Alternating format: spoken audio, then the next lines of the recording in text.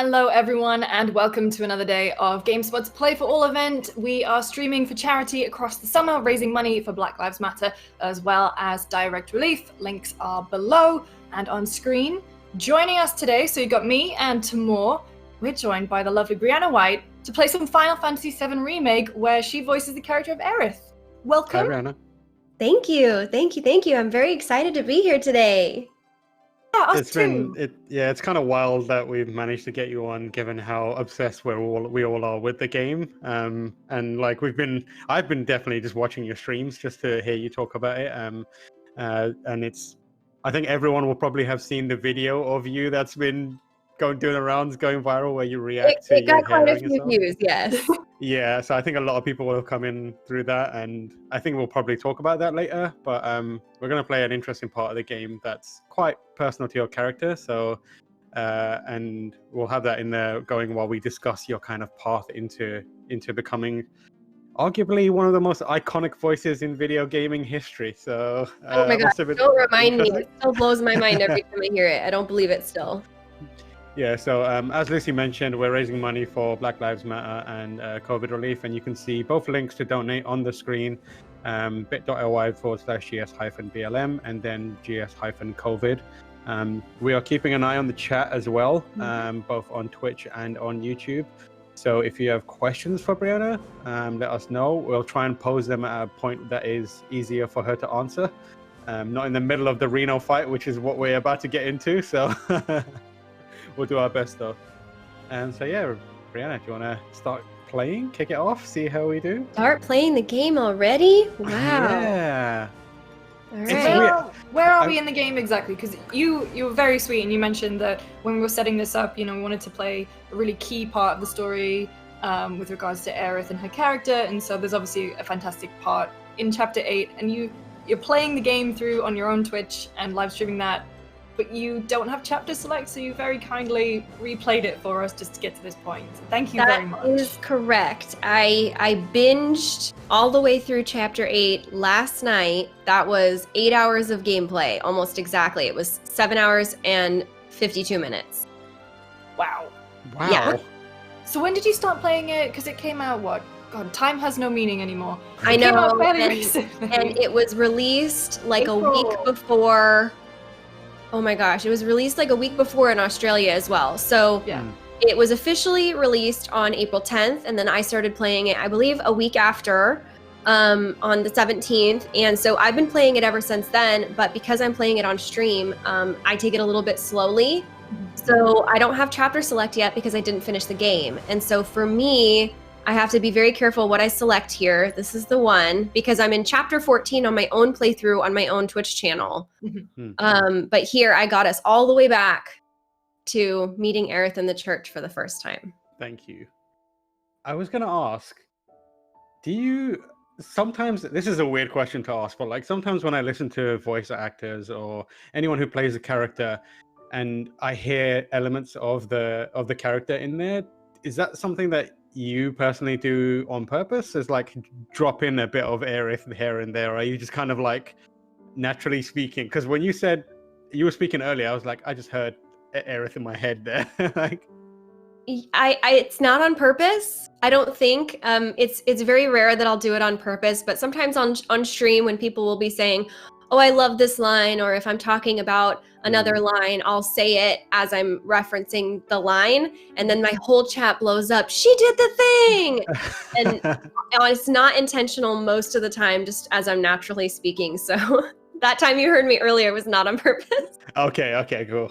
Well, I enjoyed it nevertheless. I was like, oh, I heard a bit of Aerith there. Oh, good.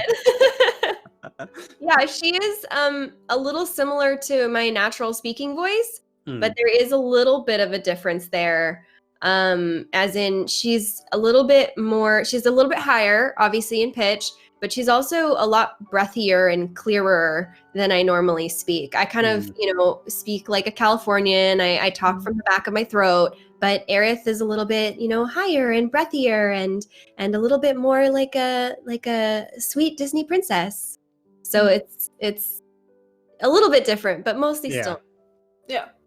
whenever voice actors do that, where they do a voice, it's like magic to me. So I always like, yeah, that's cool. You know, I wouldn't understand it at all if I hadn't met with Erica Lindbeck for my Final Fantasy VII original playthrough. And she came in, she's the voice of Jessie in Remake. Mm-hmm. She came in and we were just talking about things, and she started doing voices for some of the characters she was doing. And watching her and listening to her, it's almost like an act of ventriloquy. Mm-hmm. You know, you see the voice associated with the character on the screen, and then you hear it come out of someone else's mouth, and you're like, wait a minute. Yeah, that's exactly it. There's a moment where you disconnect the person speaking from themselves, and like your mind just becomes that character.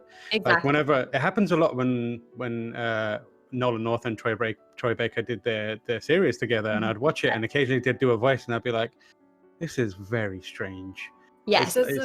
There's a really cool video of so Futurama, Billy West obviously played so many of the characters that there are these behind the scenes ones where he's just talking to himself, but when he goes from like Professor Farnsworth to Fry, he changes the way that he sort of moves his face and like really gets into character, and it is like watching 5 different people in one person. It's so cool. That's so wickedly talented. I cannot imagine. Yeah. I really can't.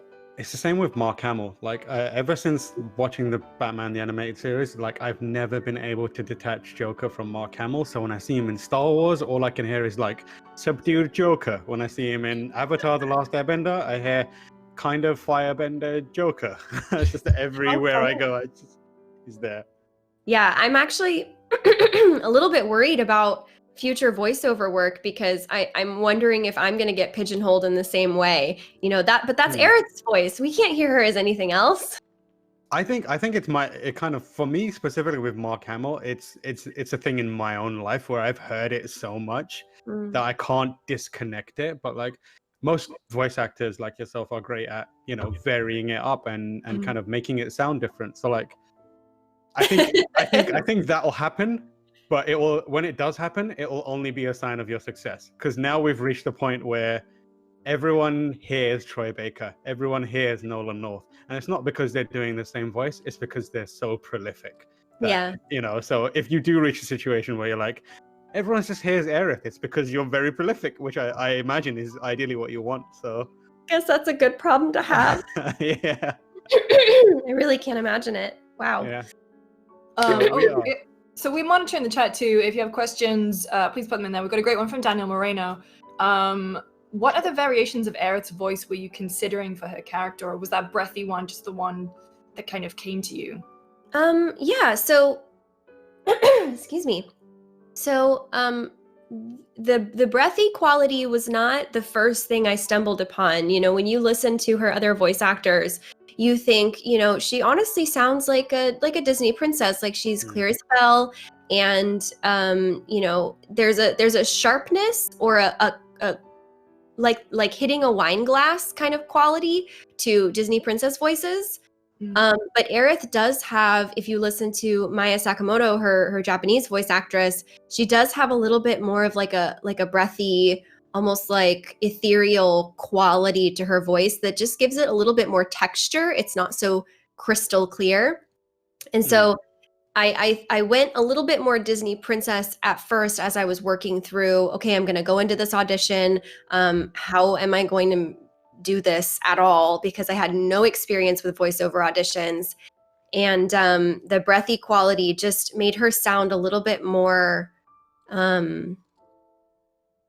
lovable, I feel like. Yeah. So I kind of went with that instead. Yeah, I think to kind of like what I liked about your performance of Aerith, as someone who has, you know, played all the other Final Fantasy games and heard different versions of it, I think the one that made it stand out, the reason your one stood out because it sounded almost like different to everyone else's, kind of the way they spoke and the way they almost delivered the lines, how it sounded in my ears. And it made a lot of sense that it was like that. Like her voice was like, it stood out amongst everyone else. And that made a lot of sense to me because obviously she as a character is very special. She's not human. She's a Cetra, and she's in touch with the world around her in a way that no other character is. Yeah. So that kind of like elevated kind of sound to her where it sounds like almost like voice of Goddish. It's hitting your ears in a different way. That's what really stuck out to me. Yeah, it's got a texture that no one else had, which is why I love your performance of it so much. Thank you. I actually really love Britt Baron's voice for the same reason. Yeah, exactly. It has that sort of texture to it, but in her version, it's much warmer, and that very much suits Tifa. It's really, really awesome. Yeah, with Britt's performance, it's that I reviewed the game and I mentioned it, and it was like the ability for her, and it's a lot carried by Britt's performance, is like the ability to allude to her history without having to explain it is really there in her voice. You can see that they care about each other, but they don't, like, the history is coming through the way she kind of like speaks to him, instead of like, hey, we grew up together and we, you know, might have had a budding romance. It's like you can just hear it in the way she like speaks to him. Absolutely. And that is both a testament to just naturally how her voice is, but also just how talented she is. I mean, having replayed the game, the first 8 hours of the game just last night, I can tell you, I mean, just the amount of emotion that she can put into one word, oh, and you instantly know what she's thinking. I mean, that's amazing. So we actually have a question from the chat that might lead on from that quite nicely. Entrap MNT says, FF7 Remake is obviously very anime influenced, and there are a ton of anime gasps and grunts in the game. Those aren't obviously very common in spoken English. Was it weird, awkward, or difficult to record those? Because I think as well, you have to get so much like meaning across in just those noises too. Yes, I would say that it was very fun because, you know, in a lot of the recording that we did, we would reference what the Japanese version was. And so sometimes it would be something that does not come across in English at all. So the sound that is made when someone's in pain is completely different. I think it's like, it sounds almost like they're hitting the T sound over and over, like t-t-t-t-t-t. But that's not in English how we say things. We're like, ooh, ow, like, ouch, that really hurt, right? So totally different. So those types of things, the writers would adjust. And then they'd come to us and tell us, okay, we need you to adjust it in this way. But other stuff like, you know, the yeah, things like that, they were just kind of fun to play around and try different versions. And sometimes, you know, they'd be like, you know what, I don't know what direction to give you. Just throw something out. And so you throw something out, the first thing that comes out of your mouth, and you're like, wow, that was awful. That was terrible. We'll never use that. But it gives us a good laugh anyway. Right. So I would say that part of it was almost the most fun for me. My favorite line is in combat where you say, I'll show you what I can do. Like I use that line constantly myself now. That makes me so happy. Just even the smallest task, I'm just like, can't be bothered to make dinner, but then I'll just be like, I'll show you what I can do, and then make a dinner. That makes me so happy. Yeah, it's the little things like that that really hit me, like what it means to be in a video game like this. It's moments when I hear that people are like hearing my voice lines in their head throughout their day. What? Yeah. What is my life? Really? That's amazing. Yeah. Right, so we have go for it. While you're doing that, I'll read out a few donations we have. We're going to start off with a donation that came in late yesterday. We had the last podcast on the left's Marcus Parks on the stream playing Dark Souls, and he pledged to donate for the amount of deaths he had, and he donated $100, which was more than he needed to, but thank you so much for Marcus. And I believe he did it for both Black Lives Matter and also for COVID relief, so great. And then we had $25 for Jesse Parent towards Black Lives Matter. Jeff DeLeon, $25. We're already off to an amazing start. Kenneth Tagaruk, $25, Black Lives Matter. David Geiger, $100 to Black Lives Matter. Calvin Chung. A lot of those names. Thanks. Yeah, they seem like your crew. Calvin Chung, $20. Jason DeShong, $10 for Black Lives Matter. And then on the COVID relief side, we've got $35 from Lucy James. Who, I'm gonna match it through work. Yeah, thank you for yeah. Then we had a $100 donation. I believe that's from Marcus, and then David Geiger, again with $200 for COVID relief, and he said, "Appreciate the play for charity. Have fun." Thank you so much, David. And then we've got $50 from Unfinished Send. The name is cut off. I don't know what the rest of it is. Unfinished Sentence. sentence. There we go. That's one of your viewers, I imagine. And then I another love one. that username because it's always unfinished Centec, because that's the joke. It's unfinished. Right. Yeah. You get it. Yeah. Nice. And then last one from Float Mana, $10. Strange Rebel supporting the Strange Rebel. Thank you so much, everyone. Donation links are on the screen as Brianna's going to be playing, and they're also in the description too. We're gonna try not. Last playthrough, I didn't re-equip my materia based on the next battle that I'd be into. Oh. So I totally went in with Thunder materia on in my last playthrough too, and apparently I did not learn my lesson. So my materia is completely useless. Cool. You could quit out and try again. I would have to go back to the Airbuster fight, right? Oh no, I could, huh?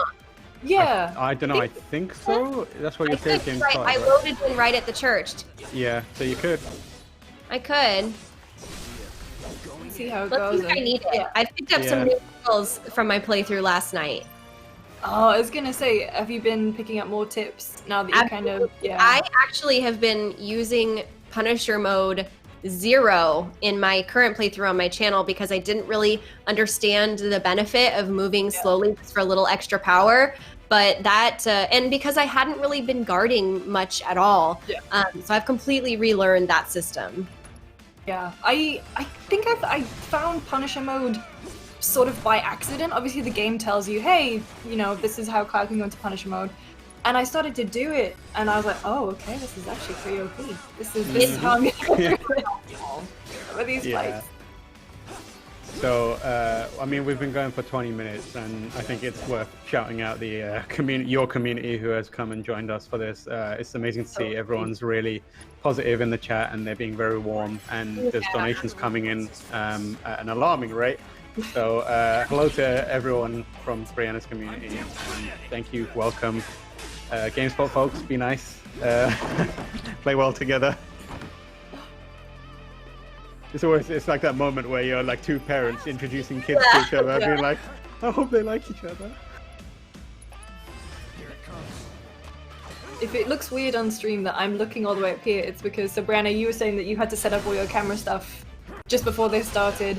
I managed to get my PC from the office yesterday. Oh my God. I had to do the exact same thing, but I haven't set up my eye line properly, so it looks like I'm gazing off into the middle distance, but really that's just your program feed for me. Yeah, my camera is here, but my screen is here, so I'm not like bored looking over there. I'm just looking at donations on another screen. Someone in the chat said you could technically restart battle, but it looks like you're doing pretty well here. Yeah.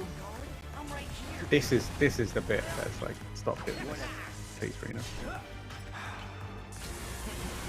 Gonna try not to direct any questions. So I have a game prepared for Lucy specifically, which will allow Brianna to focus on the game itself and fight. So the game is Final Fantasy series known for many things. One of them being summons, guardian forces, espers, aeons, whatever you want to call them. Usually monsters that have strange names. So I'm gonna name a monster, and you're gonna tell me what, whether it's from Final Fantasy or not. Okay. For everyone you get right, I'm gonna donate $1 towards one of the causes, either Black Lives Matter or COVID relief. All right. Chat, feel free to jump in as well if you want and suggest some. Lucy, please don't look at the chat. Okay, but, I will. I'm on Slack. Yeah, I believe you. Thank you. So I'm gonna start with an easy one. Okay. Ifrit. Final Fantasy. The summon. Oh boy. Big fire boy. That is correct. That's $1. All right, I'm gonna do like. On pressure because I have to get them right. Well, if I get them wrong, I donate $1. Yeah. Okay. So everyone wins. And so I'm at $1. You're at 0. I'm gonna do maybe like a couple at a time, so we're not just doing this the entire time. Should I also match? Oh, if you wanna. Yeah. If you wanna. I do. Okay, so how do we wanna do this then? If there's 3 people involved. I'll just match. However many. Lucy, do you think you're gonna be good at this? Because I hope so. So you can match whatever Lucy gets right. So your team, Lucy. I'll match whichever one's higher. How about that? Okay, that's amazing. Thank you so much. We appreciate that. All right, so I'll do another one. Mm-hmm.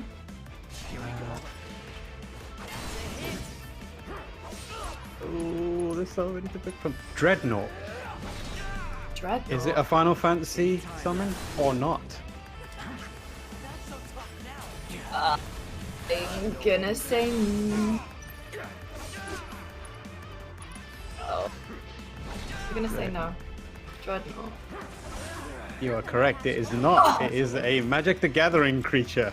So I also couldn't tell that if my program feed had frozen or if you were just really stretching out to make me stop it. So you got that one right, which means I donate. So I'm at $2 now. Okay. So yeah, I'll periodically drop those in. Wow. How we're doing. I did it. You did it. No materia that was useful at all. See, this is a Punisher mode because I learned it last night. sign of growth. You're becoming better. I am. Have you done any of the challenges? Like have you been doing the arena challenges? The VR from Chadley? Yeah. The only ones I've unlocked so far are Shiva and Fat Chocobo, and I had a really easy time with Shiva. I had a harder time with Fat Chocobo, but I did defeat it. Okay, good. Okay, I'm not going to spoil whatever comes next. So, but yeah, those continue to be fun. I'm really excited. Question from Tim Ong in the chat says, speaking of Disney princesses, do you think Aerith would get along well with all of them? Of course. Who do you think? Which Disney princess do you think would be Aerith's bestie? Aurora. Oh, okay. Hold on, I gotta think about that one. So her thing is definitely spunk and independence. So I'm almost thinking that she would be like BFFs with Jasmine because also the tiger friend. Mm-hmm. Yeah, she does give off a lot of Jasmine vibes. Like that headstrong, kind of quirky, very energetic vibe to her. Yeah. You could see her and Jasmine getting up to no good in like Agrabah. Totally. And just like climbing over rooftops, obviously, and like, you know, trying to feed the poor. I mean, I think it's just, they would like hand out apples and flowers together, right? Yeah. Don't you see that? Yeah, I think you're right. And she's always giving Aladdin grief and poking at him in the same way that Aerith does with Cloud. Yeah. They have like a kind of a reflective relationship.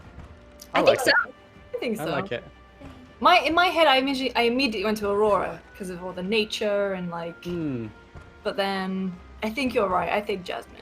I mean, Aurora's other name is Briar Rose, so I see it. Yeah. Interesting. All right, so I'm gonna read out a few donations because they are coming in thick and fast, and I don't want to lose them. So we've got $50 from Deno. Thanks for doing this. Hi, Bree. Hi. Kento Beans, $10. This is all for COVID relief efforts. Alexin Geyser, I think. Oh, Alex Energizer. That makes sense. Yes. I am able to read now and then.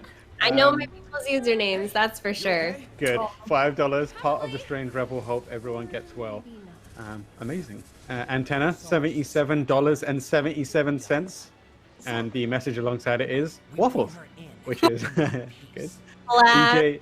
SRG, that's how they troll me. We have this argument about which is the superior breakfast spread. So now I pose that question to you both. Which is the superior breakfast bread? So what are the options here? Waffles or? Waffles, pancakes, French toast, and slightly to the side, cinnamon rolls. Ooh. I would say cinnamon rolls are breakfast adjacent.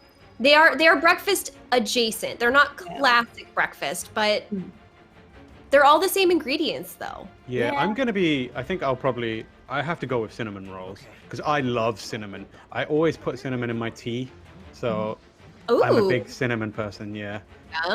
I always make like Pakistani style like masala tea, which means I have to put like cinnamon, cardamom and like different chilies and spices and that kind of stuff, and cinnamon's essential to it.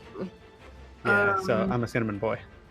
I would say French toast, but I also put cinnamon on it, and and syrup. Yeah, but it's basically, I feel like French toast is the best of all worlds. Okay. Eggs, syrup, and cinnamon. Okay, but the question now falls to which is the worst breakfast bread. Ooh. And for me, it is really clearly waffles because I don't love the pocket distribution format. No, me neither. Not a fan of waffles. Like, I don't mind a big pocket of syrup, but when I get a big pocket of butter, Yeah, I'm with you. Waffles. My roommate, at the start of lockdown, went on a mission to perfect waffles, and she got very, very close. She had these sourdough waffles at one point, which were excellent. In a minute, that's pretty good. Yeah. that was a game changer. They were very good. I bet. But I also agree with you about the distribution of syrups and butters. So Rebel, if you're in the chat right now, don't be too mad. Waffles are the worst breakfast bread. It's been decided. It's decided. It's official now. So then we've got a donation from DJ KDRE, DJ Kdre, DJ Cadre, one of those. That could be close. $100 towards COVID relief. Thank you so much. And the message alongside it was press square to win. Brian Mc gave $10. Moose 634 gave $7 and said strange rebel support coming in strong. Absolutely, Brian. Moose is correct on that. Fasan 9 gave $10 and said, "Hey Bree, sup?" Oh, thanks, Fsan. That's always your message to me. Very cool. He's playing it very cool. Joshua Franklin, $20, donating for the cause. Love you for doing this, and Bree's awesome. Oh. $50 from Budicon. Muffinated, $7.77 for chair. Number. Yeah. 777. Renegade 77. There you go, more 7. Donated $7. Waffles #1 breakfast bread. Wait a minute now. Oh, careful now. Wait, donate just to argue, but if you were going to, it would still be appreciated. Yeah. And then with that games, it's like saying the worst Spice Girl. I mean, they're all pretty great, and it's an honor just to be nominated. That's valid. Brianna, do you have a favorite Spice Girl? No. I honestly missed the Spice Girl thing. I never had a favorite Spice Girl or NSYNC member or Backstreet member or Britney or Christina. I missed that whole. I was never. My family, we played video games, so we didn't really pop culture. Right. We didn't watch a ton of TV. We didn't listen to the radio very often. We would listen to like Alanis Morissette together on CD. I mean, Alanis Morissette counts. Yeah, 100%. So my family was a little unorthodox, but I like to think I got a very good culturing anyway. Yeah, for sure. Definitely. We're coming to one of the coolest parts of this game, so I wanna rattle off a few more donations before we get there, and we start talking to you about it. Kevin Dryshoff, $25 to Black Lives Matter. Sean Sprankle, $50. Tanaka Doob, $100.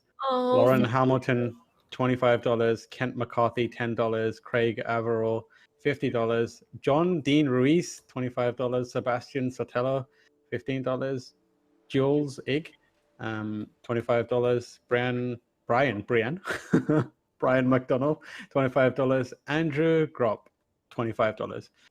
That's a lot of donations. Thank you so much. Thank you, Rebels. You're all amazing. I appreciate it. You. Oh, that's incredible. Thank you. So this scene, I was reviewing the game, and this scene literally overwhelmed me. Like I had to step away just because of how. There's a line in my review where it's like you fall in love with the characters, and it was this moment where I was like, I cannot believe how much I've fallen for these characters. I think everyone can agree with it. Like the performance from Cloud, how reserved it was, and then the effort that your voice and your character was putting in to kind of chip away at him and turn this rough stone into something smooth. like playing through this moment, this is where my brain went, I think this might be a 10 out of 10. And like, can you talk a bit about the process of how you kind of recorded this bit, and how was it doing this bit for yourself? So we recorded this bit actually pretty early on in the process. And I think because of that, I didn't realize the importance of it at the time, because I didn't have the context of what everything else that happens. And they don't give you the full script. So I didn't get the chance to see how important these beats were. And what I really relied on was the direction from the director and the writers. And they did just a phenomenal job, in my opinion, of piecing it together with exactly the right rhythm in a way that does have that sort of, it's nostalgic, but also novel, both at the same time. It's playful, but it's also wistful in a way. Yeah. So in all of those things, I think I have to give a lot of credit to the writers and directors for making this moment just so impactful for so many people. I really didn't, when recording, expect this scene to be the standout. I mean, it definitely is. And I think it is that kind of wistfulness. This is where it, like, as well as what I said before, this is where also I realized how much Final Fantasy VII meant to me. Like, really, because it had been a while since I played it. And it's always a game that, it's kind of weird because it's one of those games that's so legendary and so beloved that by default, you think most people care about it. And when they're like, oh, I love Final Fantasy VII, your kind of response is, yeah, I mean, who doesn't? Like, everyone loves Final Fantasy VII. And so, like, you kind of, the feelings you have for it dull in a lot of ways over the years. And then one of the amazing things that this game does, it really kind of sharpens it and polishes that fandom. And this scene specifically, I was like, I had no idea how much I still cared about these characters and how much I still cared about, like, this game and this world. And it was the banter and the kind of warm dynamic between these two characters and how well it was delivered and executed that kind of sparked that again. The way she, like, Aerith, and your voice is kind of like, you know, your performance is kind of poking at his ego and what he believes of himself, you know, joking with him, oh, I thought this is what soldiers were like, and maybe I can be a soldier, and that kind of stuff. Yeah. Kind of the process of tearing him down to build him back up is so expertly done here. And yeah, I just love this scene so much, which is why I'm so glad that you are able to play it with us. Of course. I mean, one of the things that I think is really core to Aerith's character is she has no ego, and she doesn't care for ego in anyone. She doesn't see it, she doesn't value it. And so, you know, when Cloud is being all moody and protective and, well, I'm a soldier and I'm above bodyguard work, Aerith is like, oh, okay. And that's even echoed in the very first scene in the game that they have together, where he says, I'm involved in things, dangerous things. And she goes, oh, I'm sure you are. So that is, yeah. Nothing to her. It's so good. And like, obviously I always ship Cloud with Tifa because they have that relationship, and also anyone who knows the game knows that Aerith has Zack, but in this moment I was like, they should be together. They need to be together. And against my own judgment and my own normal like stances on it, I'm like, they have to. We all know how that goes. This is actually my favorite passageway of this scene. There's something about how it's enclosed, but light just peeks through, and it's kind of overgrown here, and it's not as like metal. This is like one of the areas where nature used to thrive before it just couldn't anymore. Right. And I love this little passageway. Interestingly enough, as you mentioned, you know, who do you ship? I was playing last night, and in all of the Cloud and Tifa scenes, I'm like, oh yeah, they should definitely be together. And then in all of the Cloud Aerith scenes, I'm like, yes, they should definitely be together. Yeah. I think that's just a testament to how well these scenes are written, in that in every single scene, the characters connect so well, and it's so well written that you believe that this is the only thing that matters in that moment. In every scene. I mean, that's something truly, truly amazing and unexpected. Yeah, for sure. There's a scene later on which I won't go into too much detail on in case that you haven't, or some of your audience hasn't seen it. But like, you have to make a choice between helping someone, or either Cloud or Tifa, Aerith or Tifa. And the first time I did it, I immediately went for Tifa. And then as soon as I hit the button, I went, no, I should have gone the other way. And like, one of the many reasons I've replayed this game multiple times is because at certain points in this game, it asks you to make a choice between Aerith and Tifa. And I hate that so much that I was like, the only way I'm going to get over this is if I play it multiple times and do every single version. So I've now done every dress, every decision-making moment between them. Oh my god! Just because I was like, I need to make peace with this. Oh, I love that. That makes me so happy. But which playthrough is your true playthrough? Soldier candidate? The first one? My true playthrough is the first one where Cloud expresses all his love for Tifa.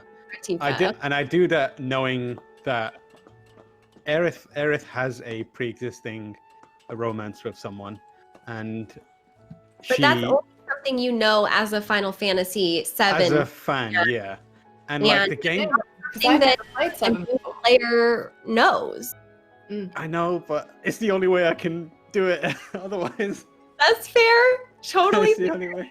And like it makes it harder when, like I said earlier, like, the writing is so well that even knowing it, I'm like, but what if? Like the way she kind of like, you can feel like in the performance that the relationship with Zack is a part of her past that she kind of sadly but also wistfully thinks about, which the way it's delivered makes it also seem like she's ready to move on, and maybe Cloud is that person to move on with. Which is like, oh man, you're making it hard for me. Yeah, it's hard. It's written that way, I think. Yeah, exactly. It's written so that you can experience it. Go ahead. Chat have gone mad because you did the thing. Oh, of course. I need to get a "she did the thing" emote. I always say that. And Bahamut 1010 says, "Why not Tifa and Aerith?" I mean, that's a great one. That is also, it's 100% valid, because there are various scenes where they just like are together, and you're like, this is also amazing. Like they clearly are like super close and would get on like a house on fire. Yeah, I mean, that's the official ship. Aerith and Tifa. Like I said, it's written so that every single scene, the characters connect as much as possible, to the point where it just almost jumps off the screen at you how much chemistry there is between each character at any given moment. That's pretty rare in video games. It really is. Exactly. Yeah. So we're in a pretty beautiful scene, and it's amazing that it's beautiful considering it's just here's a bunch of like garbage piled on top of each other. It's wild. I think the reason I loved this, because I for transparency, I'd never played Final Fantasy VII before. I never had it as a kid, but I knew of it, and it's always kind of been my, the top of my, I need to get around to this and play this one day. And so when Remake was announced, I was like, I'm just gonna wait for Remake. And so I love loads of other facets of Final Fantasy, like the music. I've been to Final Fantasy concerts before, and yet I've never played 7. And so when Remake came out, I kind of immediately fell in love with it because the combat is so much fun and so different, but also the characters and these moments where you have all the combat, you're taking out macro reactors, and then, everything is like, there's timers, there's bombs, there's running away, there's things exploding. And then you just have these moments of respite, and it's just these really strong character moments in just like, I love a game that has the confidence to give the player, like, just to remove everything and just let the player enjoy an emotional beat. And I think that's what this scene does so brilliantly. And this was the standout for me. I think I texted Tam when I played it, and I was like, oh my god, I'm walking along the rooftops and the music is going, and I think I might cry. Yeah, the music is a big part of it, of why this scene is so impactful. Maybe more than I can handle. I think sometimes I wrote my review while listening to snippets of the soundtrack that had made their way to YouTube, and like it was the only way that I felt like I could properly get the emotional kind of response down in words by listening to it.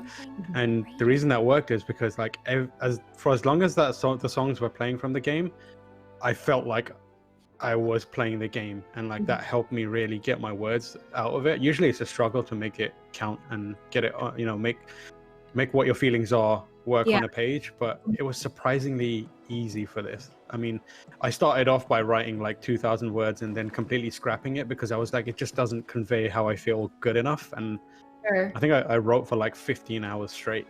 Wow. And eventually got it out. But like the crucial point of it was listening to the music. That music is so powerful. Yeah, it really is. I mean, I think, Lucy, you really hit the nail on the head when you said that the game has confidence in its moments.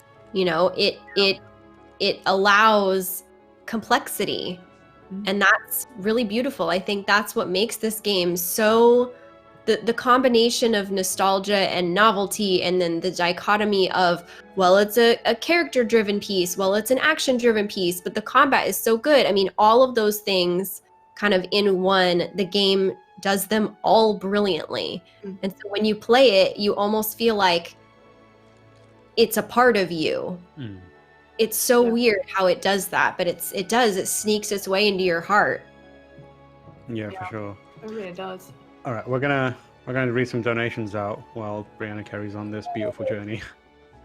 We've got $20 from Dennis, $25 from Dennis Chin, $20 from Joshua Franklin.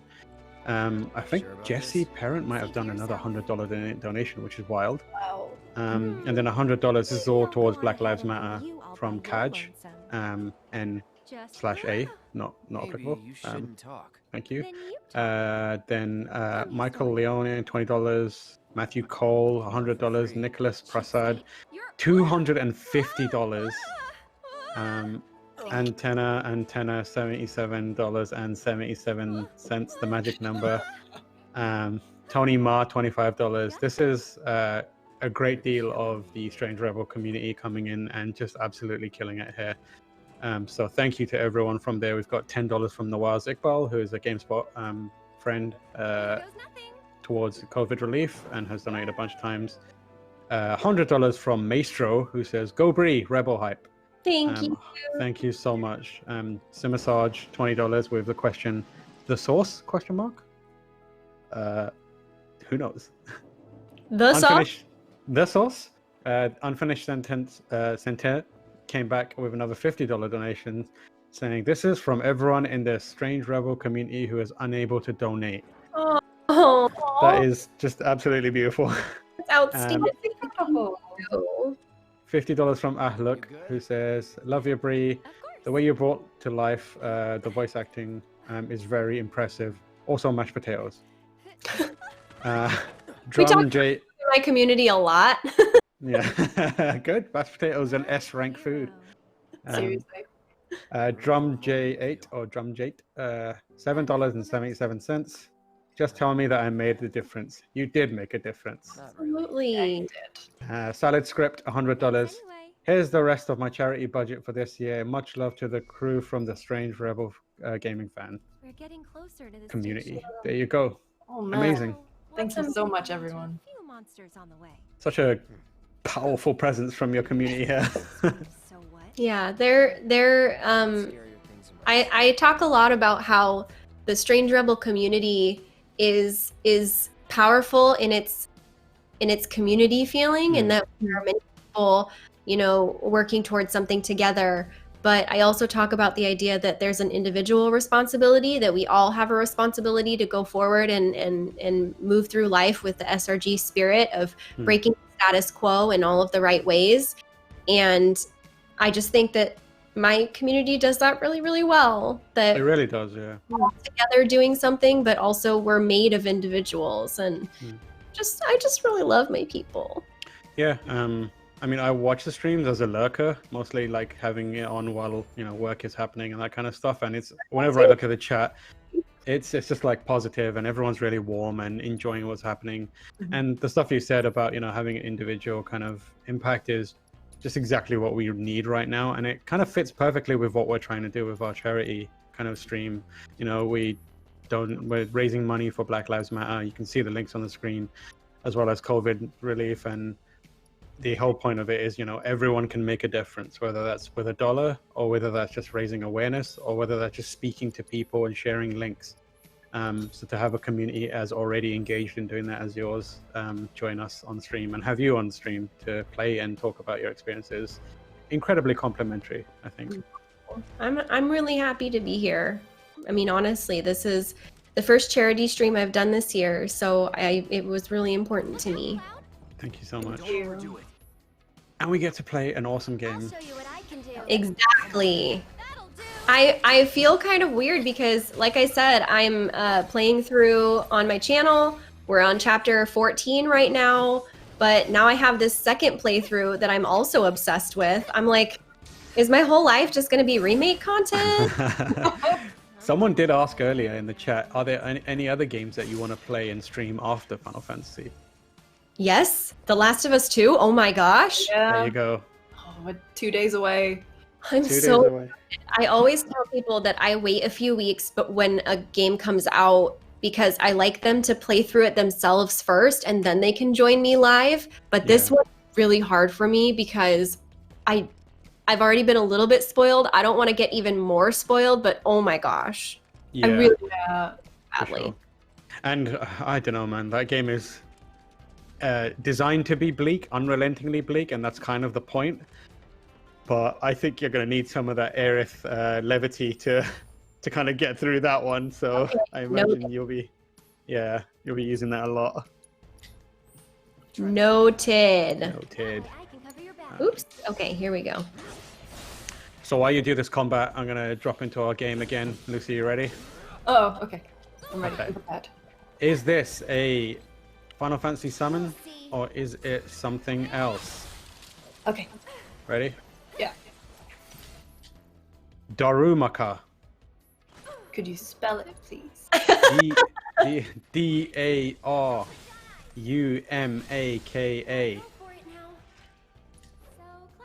Gonna say Final Fantasy?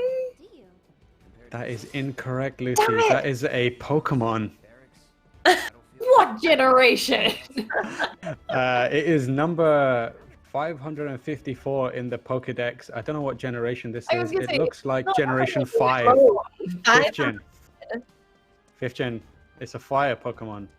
Darumaka evolves into Darmanitan at level 35. Ice type regional form. I was not too, to be fair. It's terrifying. I didn't even realize we were at 500 when it came to Pokemon. That's how. Because I we are way beyond 500, my friend. Are we? What are we Yes. up to now? I think it's in like the 800s at this point. I lost track of them. Oh yeah, we are way past 500. Ideas and are making Pokemon out of lamps and stuff.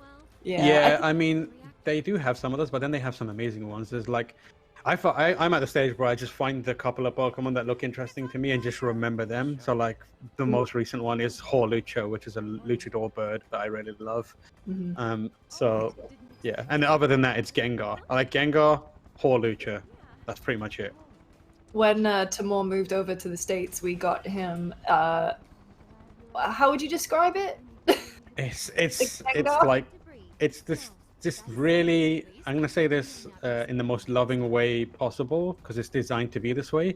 This really garish bit of bling that like it's Gengar purple but like shining with gems. Yeah, and like Diamante Gengar. Yeah, it is wild. That was your gift from us. It's beautiful, and I'm kind of annoyed that it's still in my desk at work. Otherwise, I would have like worn it on some of these streams. Do you have a favorite Pokemon, Briana? I would have back in the day, but I guess I'm dealing with Pokemon overwhelm ever since there have been so many of them and so many iterations. So I haven't played any of the more recent games. I know they're good, but now I am in a place where I'm very much living the TMG life. And in SRG, well, if you watch my streams, you know what TMG is, but it's basically, there's just too many games. I can't possibly play them all. I would love to. I know they're good. I just cannot possibly play them all. And Pokemon is one of those ones I just can't fit into my schedule. So I would love to play it. It's just not there right now. Not enough time. Did you get into Pokemon Go when that was, 2016? Yes, I did quite a bit. A group of my friends and I would go out walking. But it just didn't scale fast enough for me. Yeah. And so it fell off for me and died out when they introduced raids. Yeah. So I think I did one. Raids, but when they introduced raids, it's just kind of when the hype died down, and it was that classic mobile game issue where the first hours that you play are so addictive and so fun, and then it's designed to get harder and harder to encourage you to spend more and more money. Yeah. Very averse to microtransactions. I don't have a problem with them being out there. I just don't personally like to spend money on that kind of stuff. So personally, that's kind of when I bowed out. That's fair. Yeah, I think I was about the same. I played it for a bit. I lived the office was right next to a Pokestop. So we would just leave phones open all day. But then I just fell off it so quickly. Here's the question. If Aerith had a Pokemon, what do you think it would be? I guess if we're going to keep talking about Red today, Growlithe would be the most similar. Oh, interesting. See, I was thinking Clefairy or Clefable. Really so yeah. See, for me, it's like I'm going with the pink angle because she's got that dress, and so like a Clefairy next to her, or maybe a Clefable. Like I think like they would match up really well. But I also kind of feel like she would want something very unexpected. Like she'd throw a Pokeball and a ghost Pokemon would appear, and she'd just be like, "Hey, I got a ghost." Cool. Well, based on the game, there's some evidence for that she's friends with ghosts. I personally think if we're going for aesthetic, the best fit is probably Clefairy or Clefable. But I think in personality, she's a Haunter girl, where she throws it out, the Haunter comes out, immediately licks whatever's in front, and she's just like, yes. Could totally see it. I totally. A lot of people in chat saying Jigglypuff. Jigglypuff, yeah. A lot of people are talking Jigglypuff. That's a great. Because Jigglypuff, wants attention, and if you don't give it to her in her way, she's immediately going to be upset and draw all over your face. That's pretty Aerith. That is very Aerith energy. Yeah. We've got a few more donations. $25 from Chelsea Dry, and then $7.77 from Jamie White. That's towards Black Lives Matter. And then we've got $20 from Tonemon and Sib Captain. $7.77. Sevens all around, smiley face. Oh, it's the perfect number. Yay. And then the Nick Prasad, $250. Wow. And Nick says, "Hi Briana, go Strange Rebel." Oh, go Strange Rebels. Go Strange Rebels. Fantastic. So I guess the question that a lot of your audience will have already heard the answer to, but some of the folks maybe on the GameSpot side or the general public at large that are watching may not know is, how did you even get this job? Like, how did you end up in one of the most beloved games of all time, the remake for one of the most beloved games of all time? And did you know it was going to be Final Fantasy when you took the audition? Let's say this job fell out of the sky and hit me on the head. I really have no idea how I got here. I don't have a voiceover agent or demo. I didn't submit myself. I wasn't even submitted for this. The casting director found me on IMDb, is what I was told. Had nothing to do with the fact that I play video games on YouTube or anything like that. So it really just kind of felt like fate, truly. And I'm a believer in fate, but I'm also a believer in, you have to work hard and position yourself correctly and, right place, right time. But also I did nothing right to get this audition, let alone get this role. So I don't know how I got it. I really don't. It feels like fate, and I'm just very fortunate. I'm very happy and grateful, honestly. I really don't have anything more intelligent to say about it. I know going to be this big of a deal, yes. I did know what I was auditioning for. I knew the character, and I was able to do some research beforehand. I knew how excited people were for it. I think whether you kind of work to get it or not, I think the important thing is a lot of people would agree, like, you did a great job with it. So yeah, I think there's a lot of, you know, people put a lot of stock on who should be a thing, and you know, whenever someone's like, oh, who would play this character, it's always some famous name gets thrown into it. But if anything, your story is an indication that it doesn't have to be a named super, you know, famous person. It's just someone who cares and is willing to put in the work to make it memorable, which is what you've done here. And I think a lot of did a lot of really hard work. I put every ounce of my heart and soul into the work. And part of that is because I knew I was coming in as a rookie. I knew I didn't have a ton of experience to draw from as far as voiceover specifically. So, I mean, I went to teachers. I was researching what felt like every single night, you know, online for resources for how do you solve this problem or how do you do this right. And a lot of the technical stuff was extremely challenging for me, having never done it. I knew the basics, like speak into the microphone instead of speaking here. But for those of you who don't know, sometimes you do actually have to speak off mic if the mic is a little bit windy, even though you have a pop filter. So, I mean, just it's so technically challenging. I definitely put in the work once I booked the role. right. But as far as, you know, what did I do to get the audition? Right place, right time? I don't know. But Aerith is a big believer in fate and destiny, so yeah, that's true. She is. I know there's a reason for everything. What's the biggest difference between like just voice acting and acting just straight? You kind of mentioned, you know, having to take into account mic and stuff there, but what else kind of did you do any performance capture for it, or was it just voice? It was just voice. And oh boy. I have been expecting, because I know later on in the playthrough, this is like a really challenging battle area. So I was like, wait, something gonna come popping out at me? And it did. So what's the difference between acting and voice acting?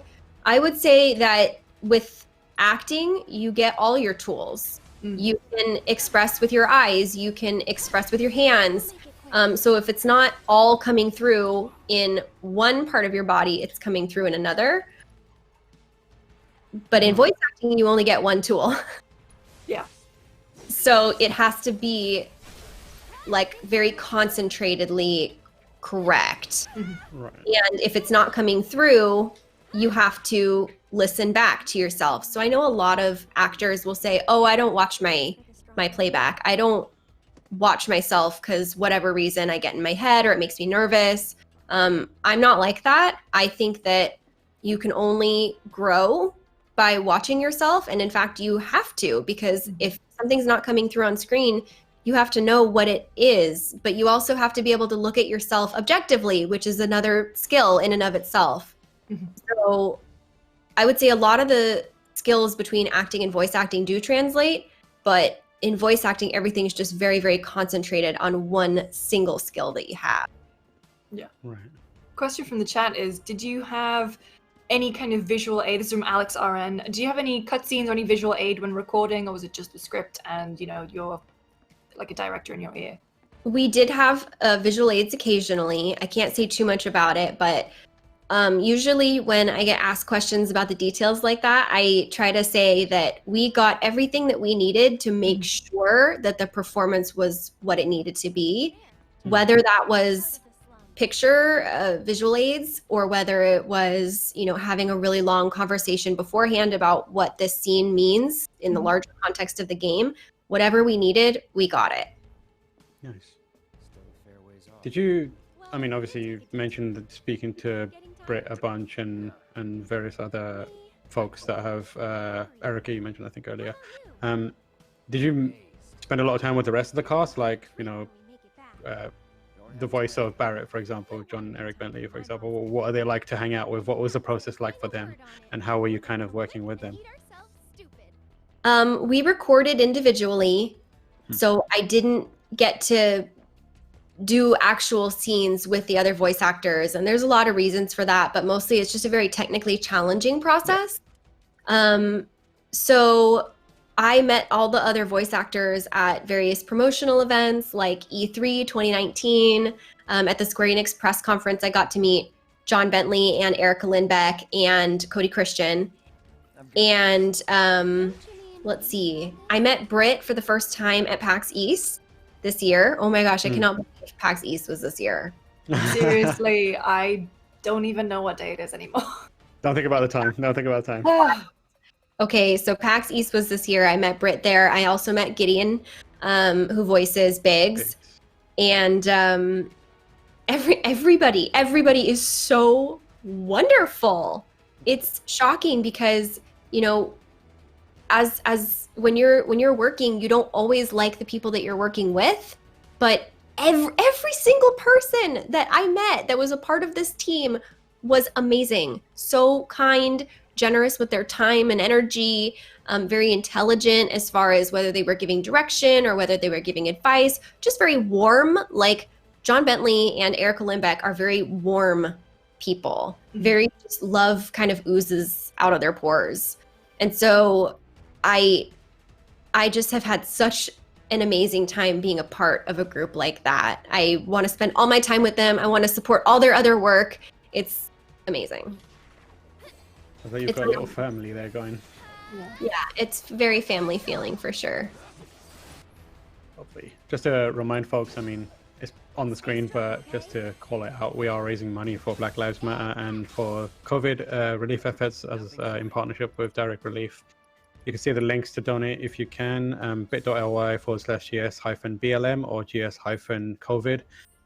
Every penny goes straight to those causes, and every dollar amount helps. If you can't donate, that's fine. Just share kind of the stream or just share the links, or it doesn't have to be our link, just, you know, a Black Lives Matter or a COVID relief effort link. Just raise awareness around those causes. Yeah. Very good causes. I'm really glad you're all doing this. We've got a couple of donations to read out. Jamie White, $7.77 for Black Lives Matter. And then, this is a great name, Waffle Dispenser. Listen, 25. that person had that username before waffles were even controversial in stream gaming. So honestly, that's on them. I understand completely. But this Waffle Dispenser, for good or better or worse, gave $25 for Black Lives Matter. So I'm on board with waffles for a little while. We've got a Manta Ray, $20 towards COVID relief. Says, "Hi Briana, sending my love to the best English voice actress for Aerith ever." Oh. Swig77, $25. "Enjoying the stream and props to Briana for playing through and beating Airbuster again for us to see today. PS, #team bench." Bench restores your energy. Yeah. $7 from Rheinglaive, and another $30 from Ahluk, who says, "Nothing compares to you." Oh. Very wholesome. Yes, very wholesome, but also an inside joke. So Yep. we'll allow it. Lucy, are you ready for another challenge? Oh no. Go on. Is this a Final Fantasy monster, or have I made it up? Okay, here we go. Let's say... Back to good now. That was something. Vidalken. Could you spell that, please?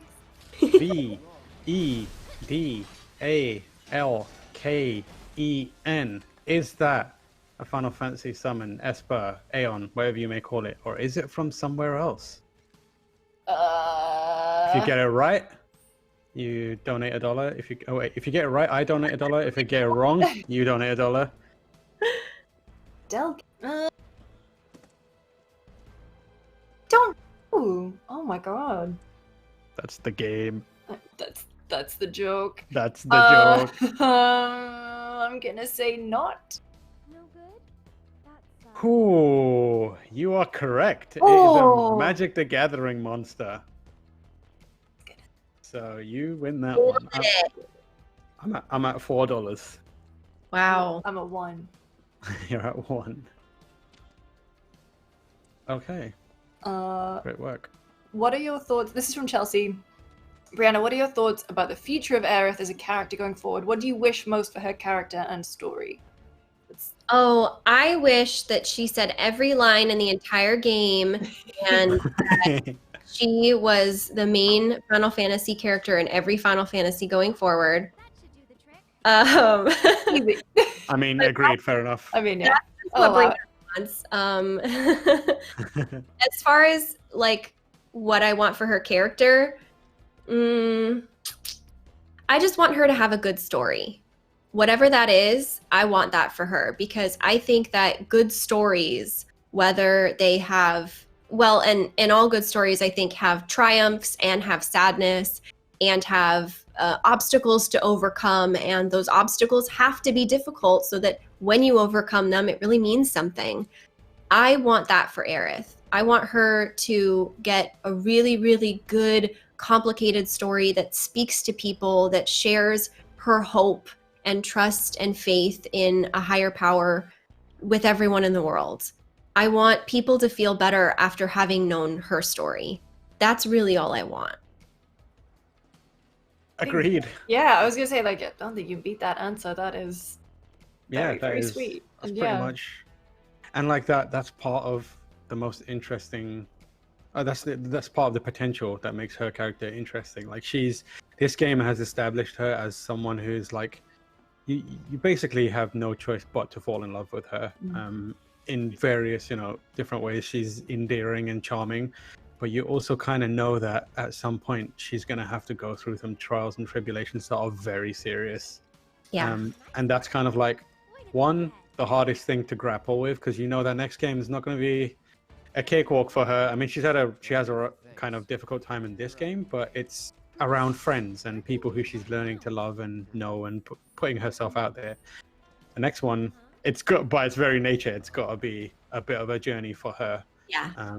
But like you said, that's ideally what you want, right? Both as people who like the character and as someone who's acting the character. You want that journey. You don't want to just be the same Aerith all the time. Exactly. And that's what makes a story worth telling. And that's one of the things that they teach you in every, actor's script analysis class or every writing class, is that any story worth telling has a character that is different for having gone through what happens in that story. So there's a lot of moments in this game, Aerith moments, I call them, whether she's prodding at Cloud's ego or just having a bit of a laugh. Do you have a favorite one? Because for me, and I know for a lot of people, it's the high five saga, the arc of the high five. Gosh, it's so good, that moment. Do you have one that you like? Is it that same one, or is there anything else smaller that you're like, the one that sticks out to me is actually the smaller moment? A smaller Aerith moment. I mean, I think I could definitely speak to the larger Aerith moments being incredibly impactful, whether it's the scene she has in Wall Market or the scene she has at the very beginning of chapter 14, without spoiling anything. So those are the very big impactful Aerith moments that are very close favorites of mine. And then as far as the smaller moments, I would say I love the moment, the high five moments are very good. I remember doing recording, all I could think about was, I cannot wait for everyone to see this. It is so fun and people are going to love it so much. Yeah. I knew that. And then the moment where, and maybe because it's just replayed this, or we just replayed this part, but the moment that really sticks out to me is when Aerith is about to jump off one of the rooftops. And she has this moment where she's like, oh, I got this. And then she has to hype herself up. And she's like, I don't know if I got this. This is really high up. The bird comes and throws her off, but Cloud catches her. Right. Yeah. I love that moment. I love the beginning, middle, and end of it. And then she totally teases him and then is like, my hero, right? Yeah. Everything about that moment is just perfect for their characters and is echoed multiple times throughout the game. And that moment when we were recording really stuck out to me as people are going to love this. Yeah. It is kind of like that. The moment where she lets her guard down a bit. Yeah. And without actually kind of like giving too much way for Cloud to, give him too much of an opportunity for him to be like, actually, you're quite vulnerable too. Yeah. She kind of does it off the side. I think my favorite Aerith line, I think she's got, it's 2 words, and it's the best comedically delivered line in the game, and maybe in a lot of games, but it's the local florist line. Towards the end of the game where they're all saying who they are, and she's like, local florist. I was like, that made me laugh so hard. Yes. And I love it so much. I think that's my favorite line in the game. That they're just a ragtag group of random bits and bobs coming together to save the world together. Yeah. Julio Maldonado asks, what was your biggest challenge you've ever had when you were acting? For Aerith? I think Just for anything. I think for anything. I think maybe an Aerith one and maybe a general one might be cool. Oh, that's really tough. Of all of the acting roles that I've done, I would say I definitely had the least experience with voice acting, and I had sort of the most self-doubt with Aerith because I had never had such a gap between my level of experience and my trust in my capability and how important the role was. So I'd never had such a large gap in those 2 things. If I wasn't sure I could do it, but I just had a few lines, I would have been okay. But because it was so important and people were so passionate about this character, I felt a lot of pressure, and I also knew I had no idea what I was doing. And I had to learn really quickly. So I would say this is my biggest acting challenge of all of the ones that I've had, because in all my other acting roles, I was taking things on that I knew I had done before. I've been acting since I was 7 years old. It started in musical theater, and then I did over 30 student films with my time at NYU. And so when I started acting professionally in LA, I had that to kind of give me confidence that I've been here before, I've done this a million times, I can totally do this. But Aerith was really tough. Yeah. I wanted to do it right, and that was really hard. Yeah. Yeah. I think you have done it right. Thanks. So congratulations on that. Thank you. You're obviously a big gamer. We've asked a lot of people this, especially folks who are in the voice acting biz, if there was any other franchise that you could do a voice for, what would it be? Oh, I answer this one all the time. I would love to do a voice in a Legend of Zelda franchise. Because I love the Zelda games. They're my childhood games that I would play with my mom. So the Zelda series and there aren't a ton of series of games. Well, and that's not even true, even as I say it, because I'm like, wait, Dragon Age would be really good. Wait, Mass Effect would be really good. There's lots of series. Wait, The Witcher, like all of these things would be awesome. But I have a deep love for Final Fantasy because I play a lot of Final Fantasy 14. So to be able to be a part of this series was one of in the top 3 already, but Zelda would really be very close there. Yeah, that's awesome. Our resident Final Fantasy 14 fan is probably losing his mind right now. Oh, I'm a Red Mage main. I've played at this point probably 1,500 hours of the game. Wow.